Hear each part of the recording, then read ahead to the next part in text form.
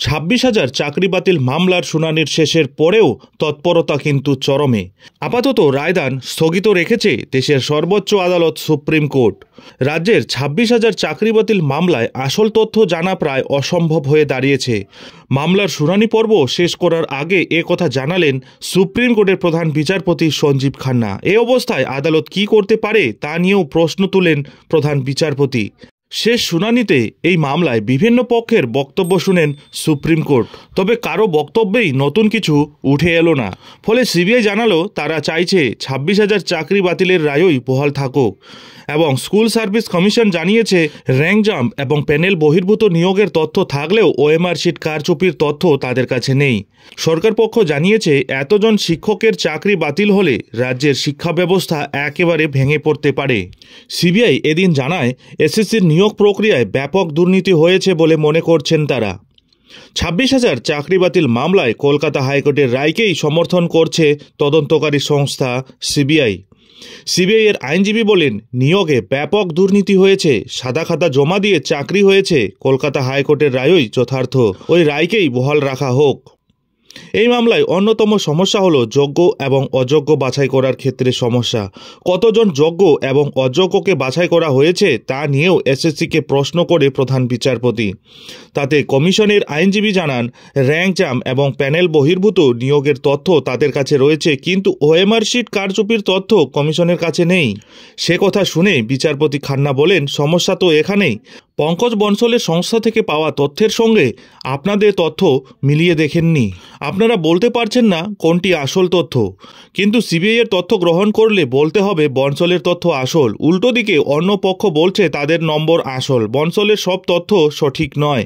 এরপরেই প্রধান বিচারপতি জানান আসল ওএমআর শিট নেই। সেক্ষেত্রে কোন ওএমআর শিটকে আসল বলে ধরে নেওয়া হবে তা নিয়ে প্রশ্ন তোলেন প্রধান বিচারপতি।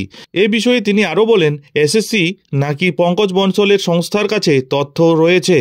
অনেক সন্দেহ রয়েছে। পঙ্কজ বনসলের সংস্থা থেকে পাওয়া তথ্য নিয়ে সন্দেহ আছে। আসল তথ্য জানা প্রায় অসম্ভব হয়ে দাঁড়িয়েছে। এই অবস্থায় আমরা কি করতে পারি? আর এবার অবশেষে দীর্ঘ টানাপোড়েনের পর এসএসসি 26,000 চাকরি বাতিল মামলার সুপ্রিম শুনানি শেষ হয়ে গিয়েছে। অপেক্ষা শুধু রায় ঘোষণার। আর এরই মধ্যে নতুন করে নথি জমা দিতে চেয়ে মামলা করল এসএসসি। 26,000 চাকরি বাতিল মামলায় ফের সুপ্রিম কোর্টের দ্বারস্থ এসএসসি। আর অবশেষেই আবেদন অনুযায়ী দেশের সর্বোচ্চ আদালতে হলফনামা জমা করল স্কুল সার্ভিস কমিশন। শুনানি শেষ হয়ে যাওয়ার পরেও এসএসসি নতুন করে হলফনামা জমা দেওয়ার জন্য শীর্ষ আদালতের দ্বারস্থ হয়। আদালত কিছুটা অবাক হলেও হলফনামা জমা করার অনুমতি দিয়েছিল। সেই হিসেবেই এবার এসএসসি হলফনামা জমা করল। এসএসসির 15 পাতার ফাইল সাবমিশনে সুপ্রিম কোর্টে দাবি জানিয়েছে যে যোগ্য এবং অযোগ্যদের পৃথকীকরণ করা সম্ভব। তবে নতুন হলফনামা অনুযায়ী অযোগ্য চাকরি প্রাপকদের সংখ্যা এবার কমল।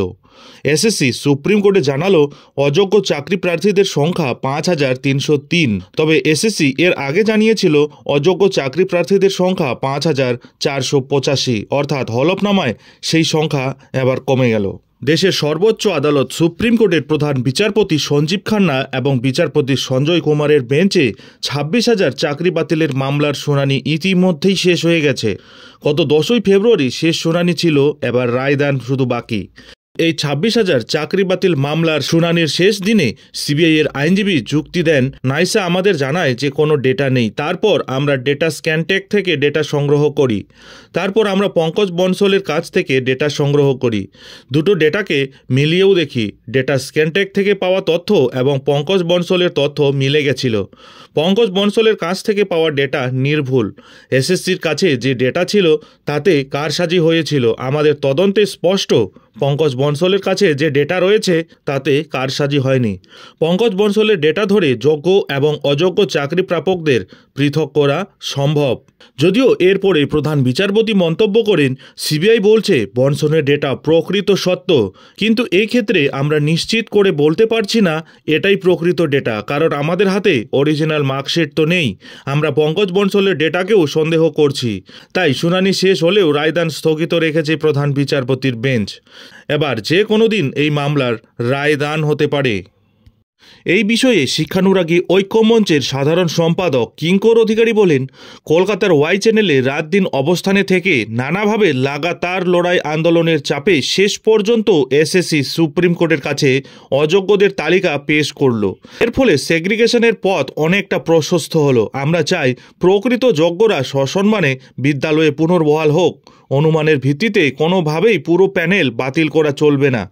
দুর্নীতির সঙ্গে যুক্ত মাথারা কঠোর শাস্তি পাক। তবে যাই হোক, এসএসসির হলফনামায় ইতিমধ্যে অযোগ্য চাকরি প্রার্থীদের যে তালিকা দেওয়া হয়েছে, যে সংখ্যা দেওয়া হয়েছে, তা শিক্ষক শিক্ষিকা এবং শিক্ষাকর্মীদের দিন রাত ওয়াই চ্যানেলে আন্দোলন বিক্ষোভ করার পরেই সম্ভব হয়েছে বলে মনে করছেন অনেকেই। এবার প্রশ্ন উঠছে, তবে কি এবার যোগ্য চাকরি প্রার্থীদের চাকরি থাকবে? তবে কি এবার যোগ্য এবং অযোগ্যদের সেগ্রিগেশনের পথ প্রশস্ত হলো, নাকি 2016 সালের পুরো প্যানেলই বাতিল করে দেওয়া হবে? নজর থাকবে সেদিকে। এখন দেখার বিষয় হলো, সবশেষে দেশের সর্বোচ্চ আদালত সুপ্রিম কোর্ট 2016 সালের এসএসসির 26,000 চাকরি বাতিল মামলায় কী রায় দিতে চলেছে। যাই হোক, এখন এখানেই শেষ করছি। এই ধরনের পরবর্তী গুরুত্বপূর্ণ আপডেটগুলি ঠিক সময় মতো পেতে অবশ্যই চ্যানেলে চোখ রাখুন।